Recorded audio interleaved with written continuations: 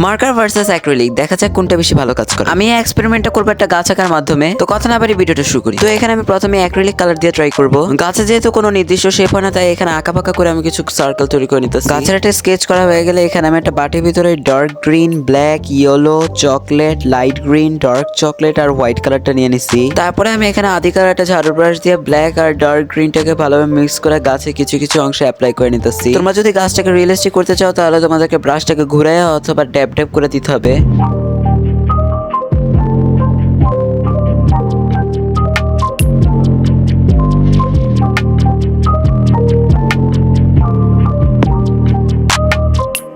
এখন তো আমি গাছের উপর ডার্ক কালারই অ্যাপ্লাই করতেছিলাম, বাট এখন আমাদেরকে আলো ছায়ার উপর ডিপেন্ড করে এখানে একটু লাইট কালারটা ইউজ করতে হবে। আর এটার ভিতরে আরো পাতা আছে এরকম বোঝানোর জন্য এখানে কিছু কিছু জায়গায় এখানে আমি ব্ল্যাক কালারটা অ্যাপ্লাই করতেছি। গাছ তো আর সবসময় একরকম থাকে না, গাছে থেকে পাতাও ঝরে, আর ওই পাতা ঝরা সিনটাকে দেওয়ার জন্য এখানে আমি কিছু পাতা দিয়ে নিতেছি। গাছের উপরে অংশটা আঁকা শেষ, বাট নিচের অংশটাতে একটু আলো ছায়া ডিপেন্ড করে এখানে যে জায়গা দিয়ে আলো পড়তেছে ওই জায়গায় একটু লাইট কালারটা, আর যে জায়গা দিয়ে ডার্ক পড়তেছে ওই জায়গাটা একটু ডার্ক কালার দিয়ে দিতে হবে। তো এখানে আমাদের অ্যাক্রিলিক কালার দিয়ে পেইন্টিং করা শেষ। তো এখন আমরা এখানে মার্কার দিয়ে পেইন্টিং করব। ভিডিওটা বেশি বড় হয়ে যেতেছে, তাই আমি তোমাদেরকে এখানে গাছ আঁকার যে স্কেচটা করেছিলাম ওটা আর দেখাই নাই। মার্কার দিয়ে পেইন্টিং করার সময় অ্যাক্রিলিক কালারের মতো তেমন একটু রিয়েলিস্টিক হয় না, একটু কার্টুন কার্টুন ভাইব থাকে, তাই এখানে আমি কার্টুনের মতো যেরকম গাছের ভিতর টেক্সচার থাকে ওরকমই একটা দিয়ে নিতেছি। আর গাছের কালারগুলো ফিল করার জন্য এখানে আমি ডিফারেন্ট শেডের ইয়েলো আর গ্রিন কালারটা ইউজ করতেছি। আর এখানেও তোমাদের আলো ছায়ার উপর ডিপেন্ড করে এই গাছটা আঁকতে হবে। আজকে ভিডিওতে মনে হয় আমি একটু বেশি আলো ছায়া বলে ফেলছি, কারণ তোমাদের আলো ছায়ার উপর ডিপেন্ড করে একটা গাছ আঁকার প্রসেসটা কমপ্লিট করতে হবে। কথা বলতে বলতে তো আমাদের এখানে দুটোটা পেইন্টিং শেষ হয়ে গেছে। আমার কাছে তো অ্যাক্রিলিক কালার পেইন্টিংটা সবচেয়ে বেশি ভালো লাগছে। তোমাদের কাছে কোনটা ভালো লাগছে কমেন্টে জানিয়ে দিও। আজকের জন্য এটুকুই,